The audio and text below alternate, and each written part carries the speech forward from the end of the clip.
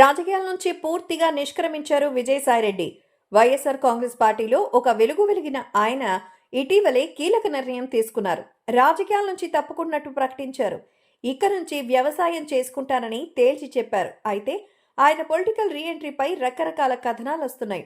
ఈ తరుణంలో ఆయనపై తాజాగా పోలీసులకు ఫిర్యాదులు వచ్చాయి. గత కొంతకాలంగా వైఎస్ఆర్ కాంగ్రెస్ పార్టీ నేతలపై ఫిర్యాదులు, అరెస్టులు కొనసాగుతున్నాయి.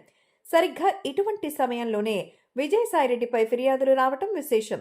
పల్నాడు జిల్లాలో విజయసాయిరెడ్డితో పాటు నర్సరావుపేట మాజీ ఎమ్మెల్యే గోపిరెడ్డి శ్రీనివాసరెడ్డిపై ఈ రోజు కేసు దాఖలైంది.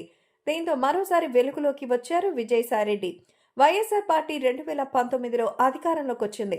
అయితే వైఎస్ఆర్ కాంగ్రెస్ ప్రభుత్వ వేధింపులు భరించలేక హైదరాబాద్లో ఆయన ఆత్మహత్య చేసుకున్నట్టుగా ఆరోపణలొచ్చాయి.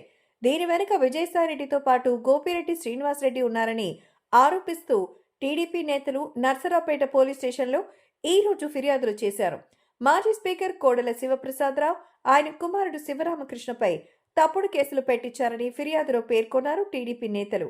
వీరు పెట్టిన తప్పుడు కేసుల వల్ల కోడెల శివప్రసాదరావు ఆత్మహత్య చేసుకున్నారని ఆ ఫిర్యాదులో ఆరోపించారు. 2014లో టీడీపీ అధికారంలోకి వచ్చింది.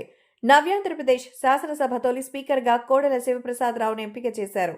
అయితే నాడు శాసనసభను బహిష్కరించారు జగన్మోహన్ రెడ్డి. ఆ క్రమంలో కోడెల శివప్రసాద్ రెడ్డి తీవ్ర ఆగ్రహం వ్యక్తం చేశారు వైఎస్ఆర్ కాంగ్రెస్ పార్టీ నేతలు. అయితే వైఎస్ఆర్ కాంగ్రెస్ పార్టీ అధికారంలోకి వచ్చిన తర్వాత కోడెల శివప్రసాద్ పై అనేక రకాల ఆరోపణలు వచ్చాయి. ముఖ్యంగా మాజీ రంజీ క్రికెటర్ నాగరాజు లంచమిచ్చినట్టుగా ఆరోపణలు చేశారు. అదే నాగరాజు కోడెల శివప్రసాద్ రావుతో పాటు ఆయన కుమారుడిపై ఫిర్యాదు చేశారు. అటు తర్వాత కోడెల శివప్రసాద్ ఆత్మహత్య చేసుకున్నారు. అయితే నాగరాజుతో విజయసాయిరెడ్డితో పాటు గోపిరెడ్డి శ్రీనివాసరెడ్డి తప్పుడు కేసు పెట్టించారని తాజాగా టీడీపీ నేతలు ఆరోపిస్తున్నారు. నర్సరావుపేట 2 టౌన్ పోలీస్ స్టేషన్లో ఫిర్యాదు చేశారు టీడీపీ నేతలు. ఆ ముగ్గురిపై కేసు నమోదు చేసేందుకు పోలీసులు సిద్ధపడుతున్నారు.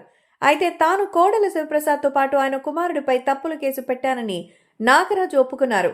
ఫిర్యాదులు వెనక్కి తీసుకున్నారు. అయితే వరుసగా వైఎస్ఆర్ కాంగ్రెస్ నేతలపై టీడీపీ శ్రేణులు ఫిర్యాదులు చేస్తున్నారు. ఆ ఫిర్యాదులను అనుసరించి పోలీసులు అరెస్టులను కొనసాగిస్తున్నారు. అయితే వైఎస్ఆర్ కాంగ్రెస్ పార్టీకి గుడ్ బై చెప్పిన విజయసాయిరెడ్డి విషయంలో కూడా మినహాయింపు లేదని తెలుస్తోంది.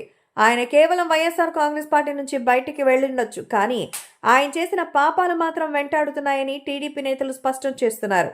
ఎట్టి పరిస్థితుల్లో విజయసాయిరెడ్డిని విడిచిపెట్టే ఛాన్స్ లేదని చెప్తున్నారు. మరేం జరుగుతుందో చూడాలి.